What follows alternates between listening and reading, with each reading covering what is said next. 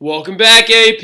Like I said, I'm gonna even start my timer now. So like I told you, I'm gonna try and keep this thing kind of short and sweet. We're just kind of starting to start dipping our toes into how these early ideologies of these early factions of these isms, as they begin to rise up, are going to come to a head in battles against conservatism, right? Because early on we talked about Metternich and his attempts to preserve conservative ideals throughout the continent of Europe, and how like liberalism kind of was spawned out of the Napoleonic Empire when it crumbled, and they had to figure out how they were going to separate everything up, and like how are you going to deal with France? You know, like we talked about it, right? So the big three isms, of course, that we talked about so far are your socialism, nationalism, liberalism, and they are going to begin to come to a battle of ideologies against conservatism, right? So the number one thing about it is these are going to cause a lot of two large bouts of reform and revolution, okay? Notice I have reforms and revolutions. So a revolution is usually characterized by a violent uprising and the replacement of a government, unless you're the Glorious Revolution, like when we talked about in England. However, reforms are a completely different thing. Reforms are like early successes of liberal movements in places like Great Britain. Great Britain saw some of the earliest amounts of reforms, right? But conservatism is going to, of course, hold strong and do its best to attempt to like quell all of these things from happening. And you have four very early, slow revolutions and reform movements beginning in about the 1820s, you know, kind of after the fall of the Napoleonic Empire in 1815 and going forward. And they're going to take place in Greece, Britain, Ireland, and France, okay? So today we're talking about Greece because it's actually a very interesting one and a very neat thing to talk about. And then you're going to have your explosive revolutions of 1848, where things are just going to come to a massive headway, and there's going to be a lot of them at the very, very same time. So, but going forward, there we go. Sorry about that. So your first one is the National Liberation Movement in Greece, okay? So remember, first and foremost, there were liberal movements that were suppressed in Italy and Spain, right? We talked about how in Italy and Spain, Metternich is going to send conservative troops to suppress early liberal reforms, right? The Kingdom of the Two Sicilies actually put in power a liberal government with a liberal constitution, as did happen in France. And then Austria, the Holy Alliance, right, of Austria, Prussia, and Russia are going to suppress this movement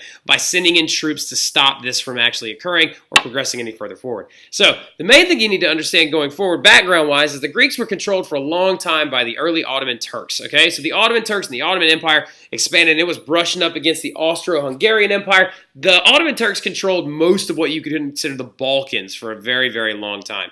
Rule will eventually pass to the Habsburgs later on, but the Greeks were particularly suppressed by the Balkan states. But the thing about it is, this national liberation is going to be a big nationally inspired liberation movement. So this is your nationalism coming to terms with your fight against conservatism, and also the ideas of liberalism early on. So your isms are just fighting each other, right? All these other isms versus conservatism. Conservatism.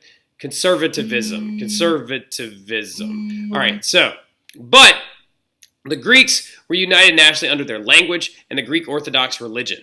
Also, Greeks are going to begin begin a small revolution in 1821 when things come to a headway as they try to oust their Ottoman Turk rulers.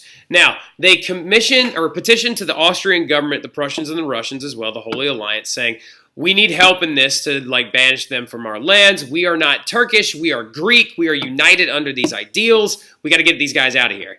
However, they're going to receive zero support from Metternich, and they're actually going to support the conservative Turks instead. Because remember what I said early on.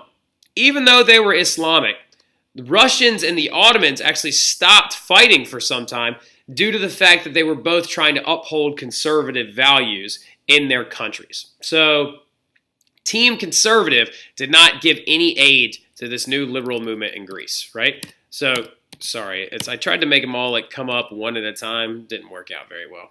So the main thing is, let me bring myself down here. All right, there we go.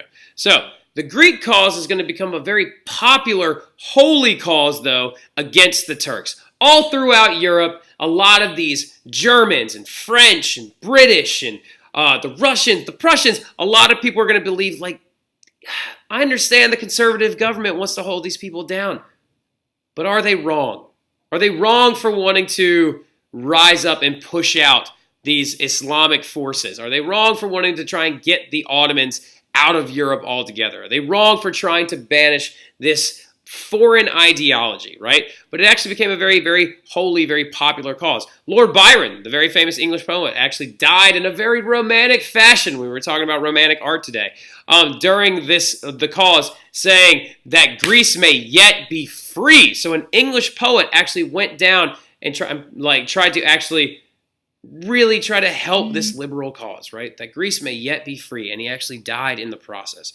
Greece is going to keep fighting for over 6 years until European people are actually going to pressure their governments of Great Britain, France, and Russia, which will respond by sending a large navy to destroy the Turkish navy after they refuse to have an armistice. So they actually petitioned the Turkish government, stop this war, stop this violence against Greece, and we won't come at your throat. And then the Turks refused, and so they completely destroyed the Turkish navy, forcing them to actually leave Greece alone. And in Greece, a German prince is going to be installed, and a new country was born in Europe due to these new isms battling against the old conservative ways. So you got a victory for the new isms, right? But that's going to be it. Like I said, we're dipping our toes into it. Tomorrow we're going to talk about Great Britain, France, and Ireland, and their big ones. And then we're going to finish up this on Thursday talking about the Great Revolutions of 1848. And then we're going to review on Friday. And then we're going to have your next test Monday. Okay, your next test will be on Monday. We'll be on these liberal ideologies as well as on the Industrial Revolution. Okay, so that's it right there. Hope y'all enjoy the rest of your evening. Have a good time at play practice and stuff. I know a lot of you guys had that, but I will see you guys tomorrow, AP.